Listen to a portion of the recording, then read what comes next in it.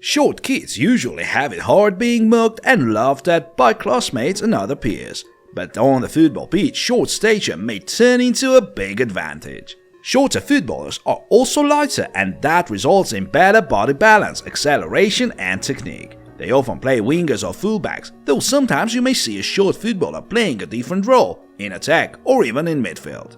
Today's video by Goal24 is about those whose short height was never an obstacle to becoming an elite footballer. But before we start, we have a question for you. Which one of these footballers is the tallest? Eden Hazard, Phil Foden, Takumi Minamino, Christian Pulisic? Leave your answers in the comments, and now we begin. 169 centimeters. Lionel Messi, Dries Mertens, Pedro, Fred. I was always the shortest one, in school, on the local football pitch, everywhere. At the age of 9, Lionel Messi was diagnosed with a growth hormone deficiency, which came as a shock to his family. After 3 years of daily injections in his arms and legs, Messi's family ran out of money. Without those injections, Leo had no chance to grow over 150 centimeters. But not only his parents, but his club, Newell's Old Boys, couldn't afford to pay for them. The interest from Barca was the talented youngster's salvation. Leo signed a contract and moved to Barcelona as the club agreed to pay for his treatment. As a result, the Argentine reached a height of 169 and not only became a Barcelona legend, but also one of the greatest players of all time. And even though 169 is still short, it didn't prevent Leo from making magic with a little help from his two most notable teammates, Xavi and Iniesta, who were about the same height.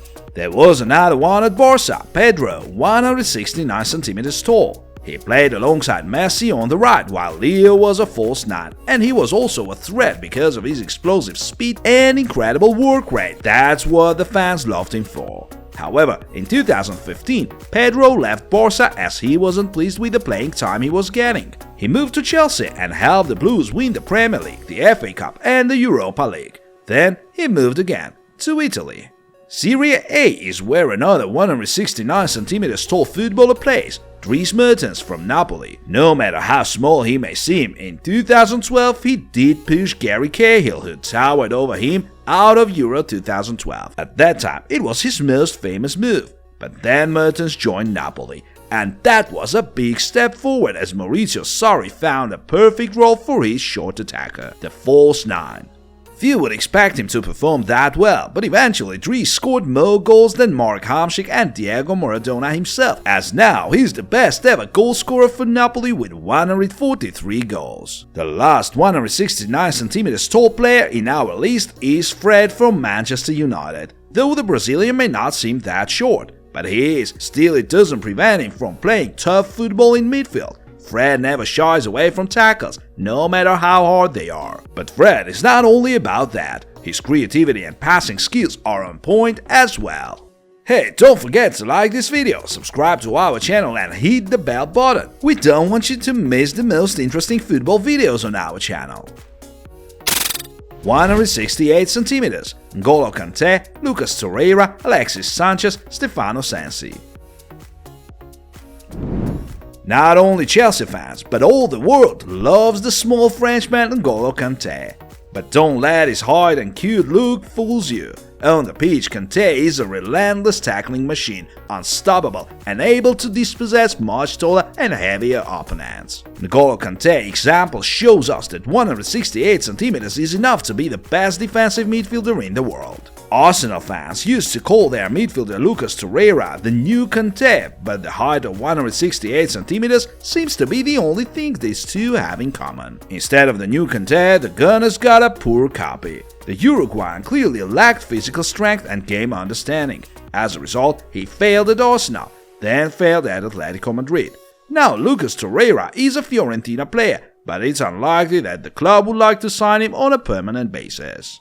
Speaking of Arsenal, there was another one, Alexis Sanchez. His height of 168 centimeters helped him dribble past defenders and score all kinds of goals, even headers. But Sanchez chose money over football. His move to Man United in winter 2018 pretty much cost him his career. As for now, Alexis is an Inter player, but we might expect him to change clubs this summer as Inter would like to get rid of him. Another Inter player is Stefano Sansi. First he was sitting on the bench alongside Alexis, then moved to Sampdoria on loan in January. However, his Inter career did have a good start. Stefano looked incredible and it seemed he would become a key player for Inter for years to come. But unfortunately his career was hampered by injuries. 167 centimeters. Alejandro Gomez, Maxime Lopez, Sofiane Diop, Mathieu Valbuena, Mubarak Boussoufa. Alejandro Gomez was the most notable player of the Ukrainian side Metalist Kharkiv back in the days. He was noticed by Atalanta, and Atalanta was the club to introduce him to the football world. The 167cm Argentine would do anything on the pitch, apart from scoring headers of course. In 2021 he completely fell out with Gasperini and forced a move to Sevilla, which is currently in third place in La Liga. Height is what Gomez and Maxime Lopez from Sassuolo have in common. 167cm tall Maxime has no problem playing as a central midfielder. He is on loan from Marseille, the club he has already played more than 100 matches for. Maxime Lopez is only 24, so maybe we will see him playing for a top club one day, as there has already been some interest. Another Ligue 1 footballer, Sofiane Diop from Monaco, is of the same height. The 167cm tall 21-year-old Frenchman is extremely versatile, able to play anywhere in attack. That's what made him so useful for the club.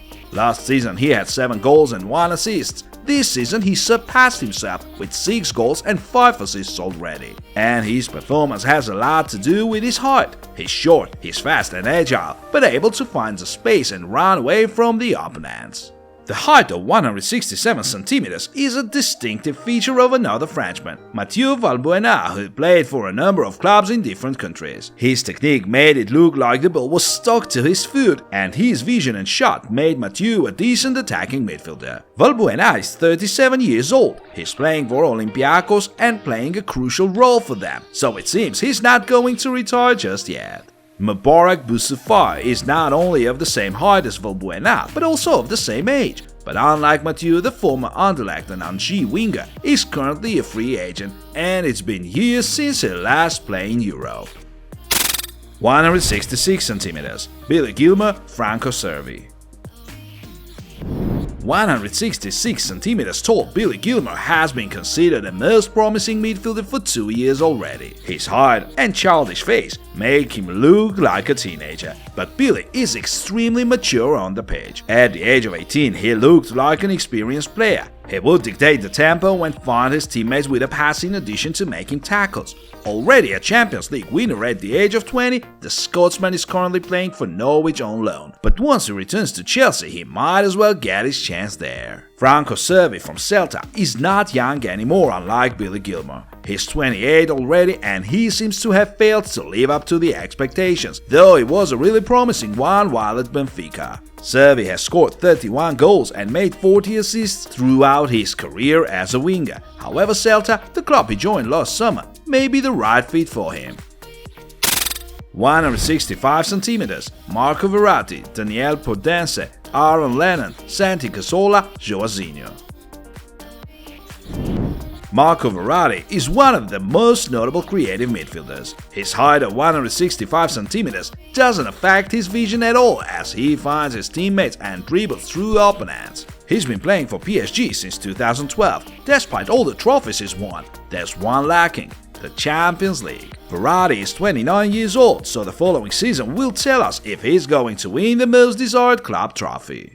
Another 165cm tall player is Daniel Podence from Wolverhampton. It may seem weird, such a player in the Wolverhampton squad in which there are mostly tall and strong players. However, the Portuguese has already proved himself worthy of playing in the Premier League, even though he may lack physical strength. His work rate is the key. Another Premier League footballer from our list is Aaron Lennon. He once was the shortest player in the league and also one of the fastest, as he reached the speed of 33.8 km per hour. His height is what allowed him to be the fast and explosive and dribble past defenders one after another. Now Aaron Lennon is 34 years old, he's playing for Burnley and his career is steadily moving towards the end.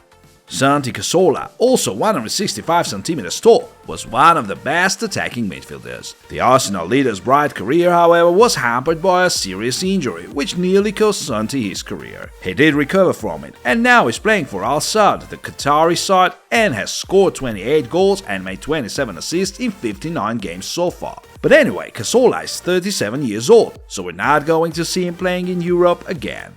The last of the 165 cm tall footballers we want to tell you about is João Zinho, the Brazilian who is mostly known for playing in the Russian Premier League for Krasnodar and Dynamo Moscow. As for now, he's at Sochi, the club he joined in 2020. 164 cm, Sebastian Giovinco. Bernard, the Brazilian, was showing a lot of promise while at Shakhtar Donetsk. Then he was noticed by Everton, and many were surprised with the toughest signing a 164 cm player from a Ukrainian side. He seemed too small and fragile from the Premier League, and to be honest, that was true. After 3 years at Goodison Park, Bernard left England for United Arab Emirates. Now he's playing for a club called Sharjah.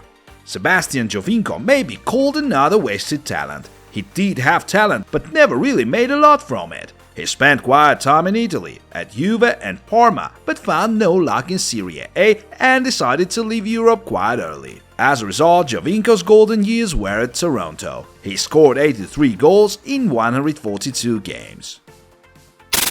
163 cm, Lorenzo Insigne, Ryan Fraser, Tariq Lamptey, Pablo Piatti. Lorenzo Insigne has been the leader for Napoli's attacks for quite a time already. The shortest Serie A footballer is a big threat for the defenders, even the most experienced of them. Despite his long and notable career at Napoli, Lorenzo, aged 30, shows no desire to sign a new contract with his club and is likely to follow in another short Italian's footsteps and, just like Sebastian Giovinco, join an MLS club this summer. Meet another little one, Ryan Fraser. While at Bournemouth, he amazed the Premier League with his outstanding speed, as some big clubs were impressed with the Scotsman, among them Arsenal. But the club to sign Ryan was Newcastle, where he rejoined with his old manager Eddie Howe. Newcastle is now owned by the Sheikhs, and we may expect one star signing after another. But that will take time, so Ryan is not going to lose his place in the squad just yet. Tariq Lamptey from Brighton is the shortest Premier League player, along with Ryan Fraser. His speed is incredible and his versatility allows him to play on the left and on the right, as a winger or as a fullback. The likes of Arsenal and Tottenham have been keeping an eye on Lamptey for some time already, so Chelsea may soon lose yet another talented academy product. Another 163 cm tall player is the shortest one in La Liga, Pablo Piatti. We may know him as a Valencia player. He spent 6 seasons there and played more than 100 games for the club. Before he moved to Elche, his current club, he played at Toronto alongside Sebastian Giovinco. They don't really care about height in Toronto, it seems. 157 cm, Diego Buonanotte. Diego Buonanotte, 157 cm tall, sometimes looked like a dwarf while playing for Malaga. No wonder he got a nickname in Argentina, El Enano, which means dwarf. But we must admit that despite his very short height, he played 58 La Liga games for Malaga. That's something. The pacey and technical attacking midfielder Buonanotte was meant to achieve way more, but he didn't manage to adapt to life in Europe. Now he's a free agent. His last club was Universidad de Chile, which he left in 2021. 154 cm, Daniel Villava. The last one in our list, the shortest of them all, Daniel Villava, 154 cm tall. The Argentine is a River Plate Academy product and played over 50 games for them. But despite being a striker, Villava was never much of a scorer. That seems to be the reason why he never stayed at a club for long. Now he's a 29-year-old free agent, and maybe he and Buonanotte should consider contacting FC Toronto. After all, they might want to sign another 2 short guys, considering that they may be signed for free.